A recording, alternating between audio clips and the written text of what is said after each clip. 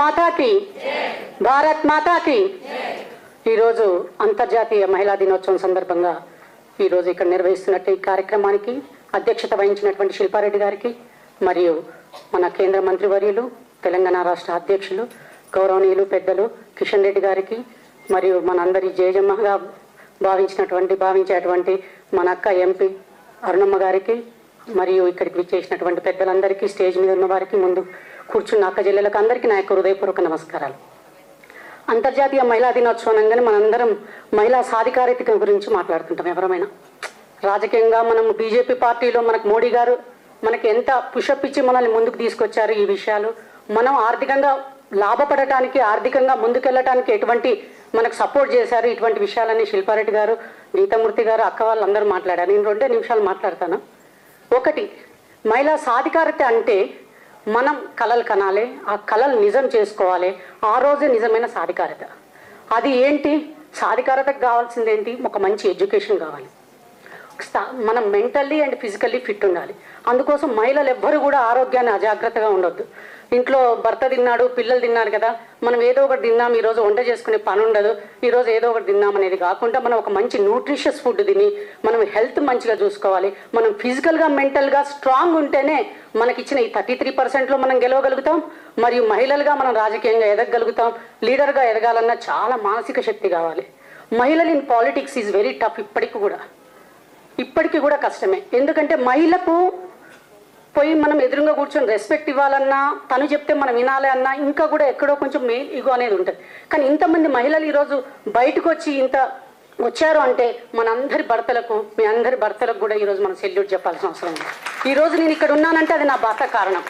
ఏ రోజైతే నేను రాజకీయాలు ఇష్టం అన్నానో ఆ రోజు నా భర్త నువ్వు వెళ్ళు, నువ్వు చేయగలుగుతావు, మహిళలు అనుకుంటే చేస్తారు, నీకు ఆ ప్యాషన్ ఉంది, నీకు ఆ ఇంట్రెస్ట్ ఉంది అంటే ఆ సంకల్పంతో మనం బయటకు వచ్చాం. ఈరోజు ఇక్కడ అందరూ కూడా కలలు కంటూ ఉండొచ్చు, నెక్స్ట్ 33% మనం ఉండాలి, మనం సీట్ తెచ్చుకోవాలి, మనం ఎమ్మెల్యేలం కావాలని ఉందా లేదా?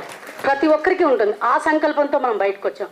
మనం బయటకు వచ్చి ఒక రాజకీయంగా ఏదో ఎమ్మెల్యే అయితేనో లేదా ఒక పదవి ఉంటేనే కన్నా మనం లీడర్లం కాము. అక్క చెప్పారు చాలా మంచిగా, మనం ఫాలోవర్స్ కంటే కూడా మనం నాయకులు తయారు చేసుకుంటే చాలా నిజమైన నాయకులము అని. అలానే ఈ రోజున మహిళలు ఎవరైతే మహిళలు ఈరోజు తలుసుకుంటే రేపు ప్రభుత్వాలు అటు ఇటు అయితే కదా, మనకే ఎక్కువ ఓట్లు ఉన్నాయి కదా. అది మహిళలందరూ కూడా ఏంటంటే బయట ఒక నానుడు ఉంటుంది, మహిళకు మహిళే శత్రువు అని. ఉంటుందా లేదా? దాన్ని పోగొట్టాలంటే మనం ఏం చేయాలి? ఫస్ట్ మనం మహిళలు ఎక్కడైతే యాక్టివ్గా ఉన్నారో వాళ్ళందరినీ కూడా సంస్థాగతంగా స్థానికంగా ఉన్నటువంటి మహిళల్ని బయటకు తీసుకొచ్చే కార్యక్రమం ఇక్కడ మహిళా మోర్చాలో ఉన్నటువంటి వాళ్ళందరూ కూడా చేయాలని, అలానే మహిళల్ని ఎంకరేజ్ చేసుకుంటూ మనం మహిళల్ని బయటకు తీసుకురాగలిగితే రేపు మన మోడీ గారి ప్రభుత్వం, ఇక్కడ బీజేపీ ప్రభుత్వం రావడానికి ఎక్కువ రోజులు పట్టదు. మహిళలు ముందుండాలి అంటే మనం కావాల్సింది తోటి మహిళల్ని, సాటి మహిళల్ని మనం ఎంకరేజ్ చేస్తూ మనం లీడర్లాగా ఎదగాలే కానీ పక్క వాళ్ళు రాకుండా మనమే లీడర్లాగా ఎదగాలంటే మనం అక్కడే ఉండిపోతాం. మళ్ళీ అదే 2 సీట్లు 3 సీట్ల కాడ ఉన్నాం అంటే మనలో ముందర ఐక్యత కావాలి. మహిళకు మహిళే శత్రువు అనే నానుడి తీసేయండి. మహిళకు మహిళే సపోర్టివ్, మహిళకు మహిళ తోడుంటుంది ఈ రోజున అనేటట్టుగా మన భారతీయ జనతా పార్టీ మహిళలు నిరూపించాలని నేను మనస్ఫూర్తిగా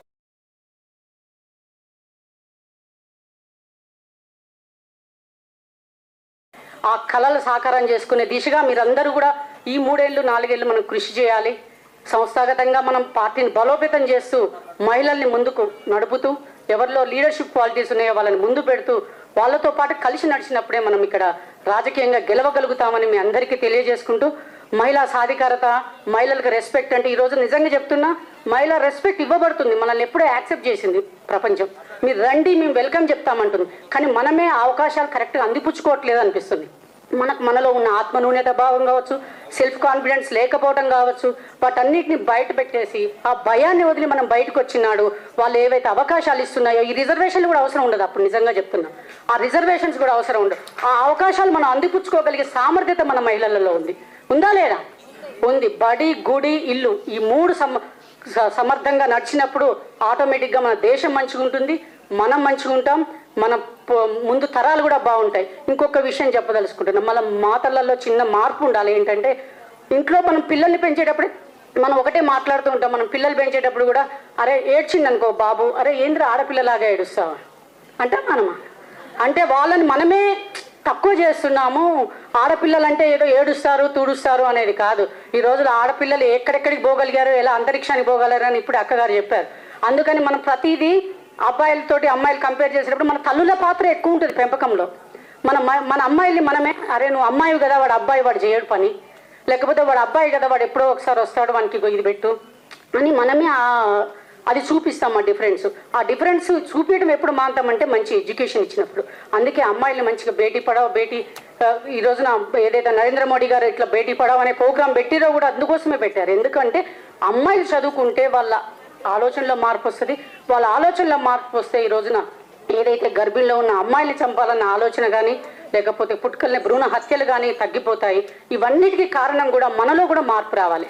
మనకు చాలా వరకు ఈ రోజున మెన్ అంతకుముందులా లేరు. ప్రతి ఒక్కరు సపోర్ట్ చేస్తున్నారు, మనం తీసుకునే నిర్ణయాలను ఇస్తున్నారా లేదా? అలా గౌరవించకుంటే ఇవాళ ఇంతమంది మహిళలు ఇక్కడ ఉండం. మనం అలా గౌరవిస్తున్నారు కాబట్టి ఆ గౌరవాన్ని నిలబెట్టుకుంటూ, ఇంటి గౌరవాన్ని కాపాడుకుంటూ మనం ఇలానే ముందుకెళ్తూ మహిళా సాధికార దిశగా, మహిళా శక్తిగా ఎదగాలని, మరి నెక్స్ట్ అసెంబ్లీలో మనందరం కూడా గెలిచి ఇక్కడ ప్రభుత్వాన్ని ఏర్పాటు చేయాలని మనస్ఫూర్తిగా కోరుకుంటూ, దీనికి కిషన్ అన్న గారు ఫుల్ సపోర్ట్ ఇస్తారని, వారి నాయకత్వంలోనే మేము అందరం కూడా అసెంబ్లీలో ఉంటామని మనస్ఫూర్తిగా కోరుకుంటూ, నాకు ఈ అవకాశం ఇచ్చిన పెద్దలకు నా యొక్క హృదయపూర్వక నమస్కారాలు తెలియజేసుకుంటూ, భారత్ మాతాకి